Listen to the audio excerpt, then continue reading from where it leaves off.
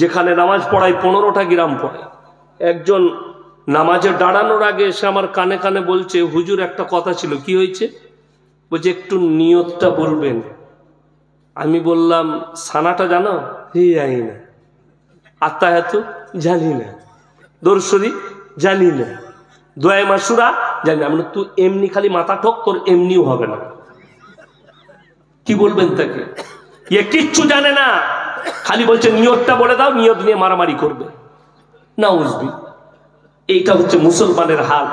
আপনি চান কোন গ্রামে মাইয়াত হলে দুঃখ লাগবে, যারা 5 ওয়াক্তের নামাজি, জোহরের পরে জানাজার নামাজ হবে, তারা মসজিদের ভেতরে নামাজ পড়ছে, অথচ কিছু লোক আছে তারা উজু করে দাঁড়িয়ে আছে শুধুমাত্র জানাজা পড়বে।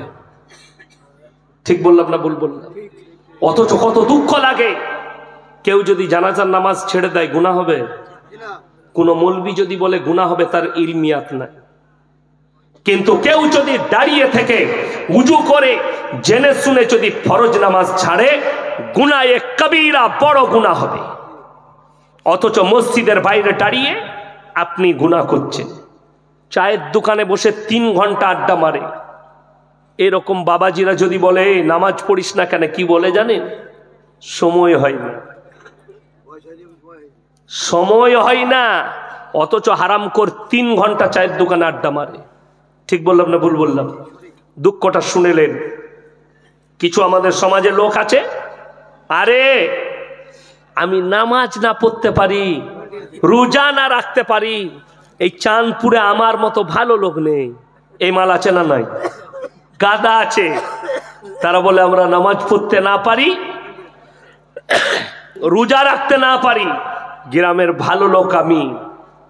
তোমার মধ্যে আর একটা বেধর্মীর মধ্যে কোনো পার্থক্য নাই। যদি বলেন কেন? ঈশ্বরচন্দ্র বিদ্যাসাগর ভালো লোক না খারাপ লোক? ভালো লোক। কবিগুরু রবীন্দ্রনাথ ঠাকুর ভালো লোক, স্বামী বিবেকানন্দ ভালো লোক, বঙ্কিমচন্দ্র ভালো লোক, শরৎচন্দ্র ভালো লোক।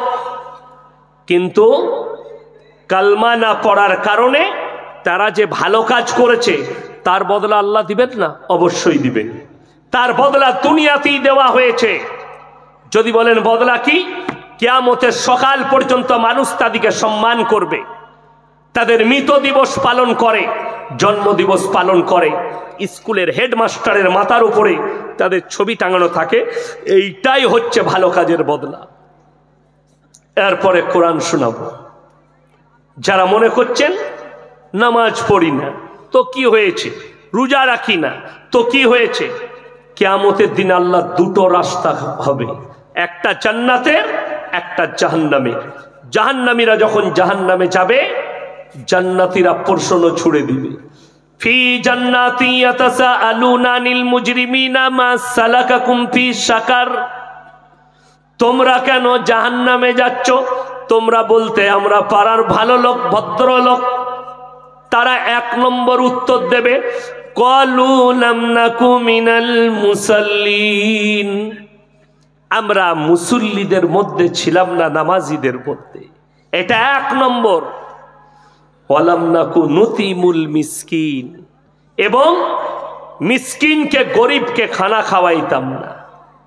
আজকে মানুষের কাছে মাদ্রাসা মসজিদের জন্য টাকা চাইলে এরা মনে করে আমাদের উপরে জুলুম করা হচ্ছে।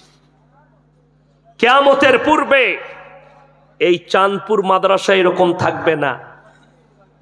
এইরকম এসি বালা মাদ্রাসা হবে, এসি বালা মসজিদ হবে, বড় বড় মাদ্রাসার বিল্ডিং বালাখানা হবে।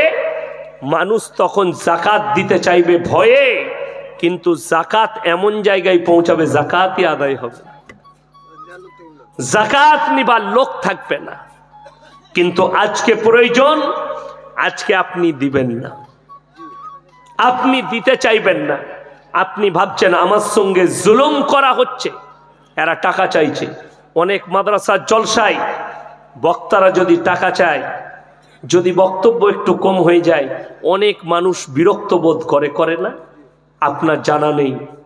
আজকে আপনার কাছে দিন পৌঁছেছে, কোরআনের দাওয়াত পৌঁছেছে।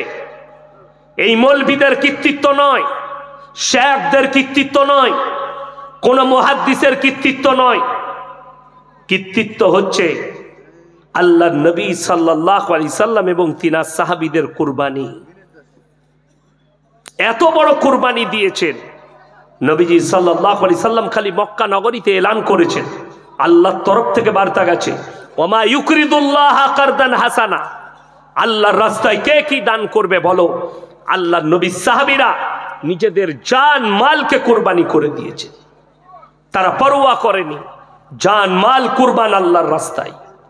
আল্লাহর নবী সাহাবীরা দলে দলে যার কাছে যা থেকে এনে দিয়েছে, তারা নিজেদের জানের কুরবানি করেছে, মালের কুরবানি করেছেন। তারপরে আপনার কাছে দিন পৌঁছেছে। আল্লাহ নবী সাল্লাল্লাহু আলাইহি সাল্লামকে তয়েফের মাটিতে রক্তাক্ত করা হয়েছিল, মাথা থেকে পা পর্যন্ত রক্তাক্ত।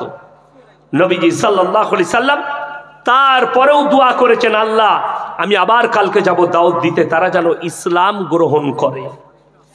আজকে জানেন আপনার তারা কেন একজন অমুসলিম ইসলামের প্রতি আকৃষ্ট হচ্ছে না? তার কারণ হচ্ছে আপনি আমি কোরআনটা স্টাডি না করার কারণে। যেমন বহু বক্তা আছে স্টেজে চেপে নিজের ধর্মকে বুঝাবার ক্ষমতা না থাকে নাই, আর পরের ধর্ম দেবদেবীকে নিয়ে পরচর্চা করে, লোকে দেবদেবীর জন্য উল্টো পাল্টা বলে। তারা কোরআনের হাদিসের জ্ঞান অর্জন করেনি। আজকে আমি আসানসোলে কোরআনটা শুনিয়েছি, এটা আল্লাহর বার্তা পৃথিবীর মুমিনদের জন্য, মুসলমানদের জন্য। ওয়ালা তাসুব্বুল্লাযীনা ইয়াদউনা মিন দুনিল্লাহি ফায়াসুব্বুল্লাহা আদওয়াম বিগাইরি ইলম। তোমরা কারো দেবদেবীকে গালি দিও না, কারো ধর্মকে গালি দিও না। অজ্ঞাত অবস্থায় সে তোমার আল্লাহকে গালি দেবে, তোমার ক্ষতি হবে। আপনি আপনার ধর্মটা বুঝান, আপনার ধর্ম সম্পর্কে তাদেরকে বুঝান, শিরকটা বুঝান, বেদাতটা বুঝান। ইব্রাহিম নবী সাল্লাল্লাহু আলাইহি সাল্লামের দাওয়াতটা তাদেরকে শুনিয়ে দেন যে ইব্রাহিম আলাইহিস সালাতু ওয়াস সালাম নিজের বাপকে দাওয়াত দিয়েছেন। কি বলে দাওয়াত দিয়েছেন? কোরআনে স্পষ্ট আছে, ইসকাল লিয়াবিহি ইয়া আবাতি লিমা তাবুদু মা লা ইয়াসমাউ ওয়ালা ইউবসিরু ওয়ালা ইউগনি আনকা শাইয়া। হে আমার আব্বা জান, আপনি যাদের উপাসনা করছেন, হাত পা নাড়তে পারে না, কথা বলতে পারে না, নিজস্ব কোনো ক্ষমতা নেই, আপনি এই রাস্তাটা হচ্ছে শয়তানের রাস্তা, এটাকে ছাড়ুন আর আমার আল্লাহকে বিশ্বাস করুন, আমাকে নবী হিসাবে মেনে নেন। এইটা হচ্ছে দাওয়াতের পদ্ধতি। আপনি বলুন, ইব্রাহিম নবীর বাপ দাওয়াত কবুল করেছিল? কথা বলে না, করেনি। তাহলে হিদায়েতের মালিক কে? আল্লাহ। আর তুমি কারো দেবদেবীকে গালি দেবে, সে তোমার ধর্মকে অ্যাকসেপ্ট করবে না, তোমার আল্লাহকে গালি দিবে। তুমি ভেবে দেখো, তোমার আল্লাহকে গালি দিয়ে বসবে, আর এটার জন্য পাপী হবে ওই বক্তা, ওই মৌলবি, ওই স্কলার হবে পাপী, গুনাহটা তার ঘাড়ে চাপবে। আল্লাহকে গালি খাওয়াচ্ছে, তুমি তোমার ধর্মকে বুঝাও। দেখবেন আমাদের দেশে, আমি 1 মাস আগে একটা প্রোগ্রাম হয়েছে পাকিস্তানে, আপনারা অনেকে দেখেছেন, অনেকে দেখেননি। সেই প্রোগ্রামে পৃথিবীর বড় বড় স্কলাররা হাজির ছিল। সেখানে আমাদের ভারতের একজন ইনভাইট ছিলেন, যদিও দেশ থেকে তিনি দেশ ছাড়া, ডাক্তার জাকির নায়েক। সেখানে আর একজন ছিল পাকিস্তানের মুফতি তাকি উসমানী, আর একজন ছিল মোল্লা তারিক জামিল, আর একজন ছিল মুফতি তারিক মাসুদ, আরবের চিন্দন শেখ ছিলেন। সেখানে একটা বড় সেমিনার হয়েছে পাকিস্তানে, সেখানে কিছু বিষয় নিয়ে আলোচনা হয়েছে। আপনি ডাক্তার জাকির নায়েকের বক্তব্যগুলো শুনেন, তিনি সব কিছুই বলেন, অন্য ধর্মকে বুঝায় যে তোমার ধর্মটা রং, কিন্তু গালি দিয়ে নয়। ঠিক বললাম না ভুল বললাম? পদ্ধতিতে বুঝায়, হিকমতের সঙ্গে বুঝায়। কোরআনে আছে তোমরা হিকমত লাও, হিকমতের সঙ্গে বুঝাও, কাজ হবে। আর তুমি যদি ডাইরেক্ট বুঝাতে চাও, জানেন মুসা নবী যখন ফেরাউনকে দাওয়াত দিতে যাবে, আল্লাহ কি বললেন? মুসা নবী বললেন, আল্লাহ ফেরাউনের মতো নেমো খারামকে দাওয়াত